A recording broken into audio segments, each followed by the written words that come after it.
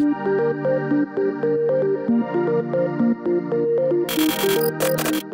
suis arrivé chez Cityscoot au tout début de l'aventure. Cityscoot, c'est les scooters électriques bleus et blancs que vous voyez dans les rues de Paris. Je pense que vous les connaissez un petit peu, en 3 chiffres. En 2 ans, on est passé de 100 à 4000 scooters, on est passé de 10 000 à 100 000 utilisateurs, des chiffres moins impressionnants que Blablacar, mais on a un parcours d'inscription un peu plus compliqué, et on n'est que à Paris et Nice et Milan depuis quelques mois. Et on a embauché 100 loopers en CDI. Le mot CDI est particulièrement important, c'est pour ça qu'on est fiers de présenter ce métier ici. Quand on est arrivé avec ce genre de aujourd'hui, ça ressemble à ça, hein, le terrain pour Cityscoot.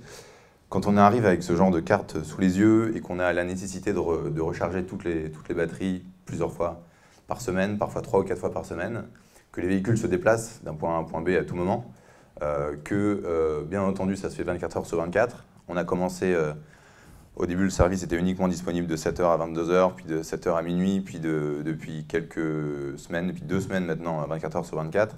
Ça oblige à trouver des métiers qui n'existaient pas avant. On pensait le faire avec des chauffeurs-livreurs habituels ou des personnes qui sont habituées à faire de la manutention.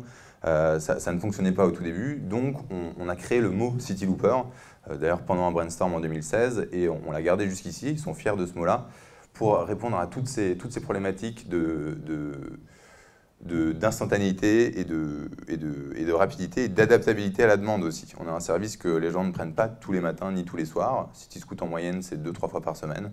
Ça veut dire qu'il y a des jours où on va avoir, s'il pleut des cordes, vous allez préférer vous rediriger vers le métro bientôt du Grand Paris Express, éventuellement du Blabla Lines.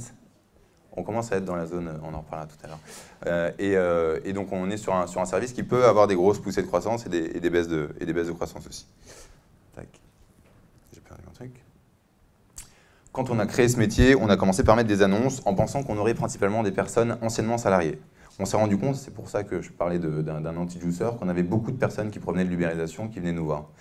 On a décidé depuis le premier jour, quand je dis on, c'est le fondateur, de mettre ce métier en CDI et de salarier, de proposer tous les avantages du salariat à nos loopers, parce qu'on pensait qu'il fallait qu'on les garde le plus longtemps possible, que c'était un métier qu'il fallait qu'on fasse évoluer, qu'on avait besoin d'avoir une vraie disponibilité de ces personnes-là, qui nous aident à faire évoluer le produit, l'efficacité du service et les remontées terrain.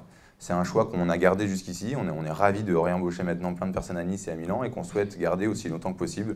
Et on espère sur toute la durée du projet, qui aujourd'hui est rentable.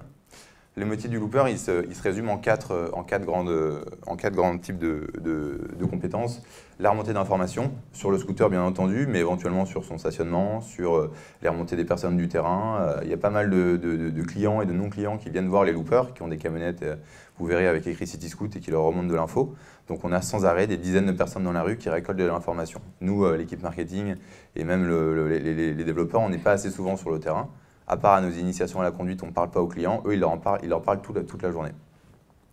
Ensuite, la recharge des batteries, bien entendu. Donc, grâce à leur remontée, on a développé un système de double batterie. Donc, nos loopers remplacent qu'une batterie sur 2. Et cette batterie-là, celle qui la remplace, va elle-même recharger la deuxième batterie qui est fixe.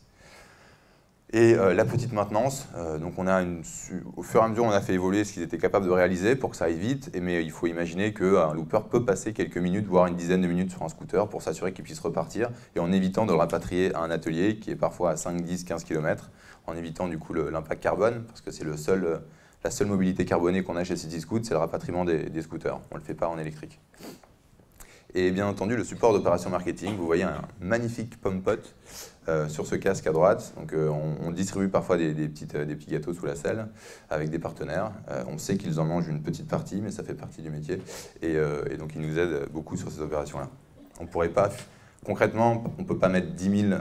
On a essayé, hein, j'ai livré un moment en tant que déguisant Père Noël, il y a 2 ans, quand on avait 100 scooters, quelques centaines de bonbons sous la selle pour Noël.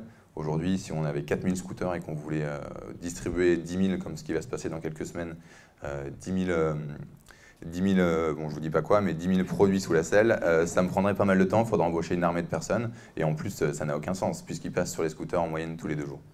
On a également cette envie des salariés parce que le déplacement et la manipulation de batteries lithium, c'est un métier à risque. C'est un métier qui nécessite beaucoup d'interaction avec toutes les personnes qui savent gérer le risque en entreprise.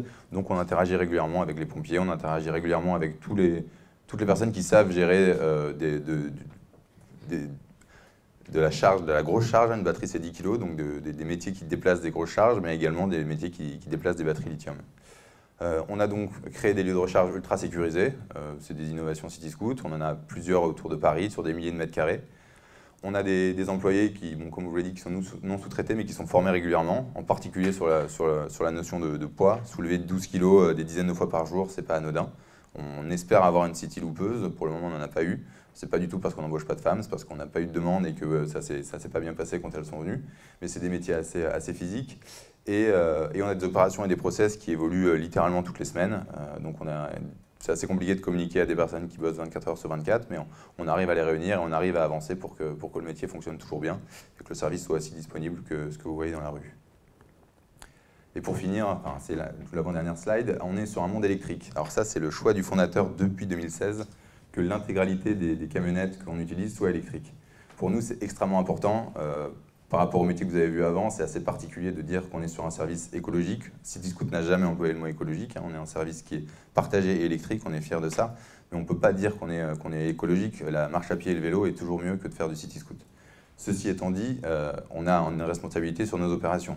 Nous, avoir des salariés qui sont tous en camionnette électrique, qu'on recharge nous-mêmes, et qu'on maintient au maximum, on fait tout pour que ces camionnettes durent, puisqu'on a du leasing avec ces camionnettes et on fait extrêmement attention à ce qu'elles durent et qu'elles soient efficaces et qu'elles soient optimisées.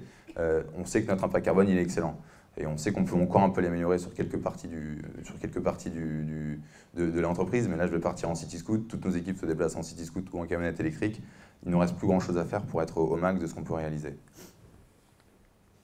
Et pour finir, et c'est le plus important, on a gagné contre Blablacar il y a maintenant 6 mois à une compétition de foot qui s'appelle l'Urban Mobility Cup. Je ne suis pas certain, parce que je pense qu'il n'y avait aucun joueur dans la salle que l'équipe marketing a participé. Et on s'est fait accuser, et c'est une vraie histoire. Donc ils ont voulu changer les règles parce qu'ils pensaient qu'on venait venir des auto-entrepreneurs. Ils ont mis une nouvelle règle en disant c'est uniquement des personnes de l'équipe. Et on a dû prouver que oui, c'était bien tous des CDI, qu'on n'était pas dans l'auto-entrepreneuriat. Et ils ont regagné la deuxième année, bien entendu. Donc on est sur 5 victoires sur les 6 derniers matchs. Et ils sont très très très bons. Donc si votre équipe veut les défier, on est ravis, mais faites attention.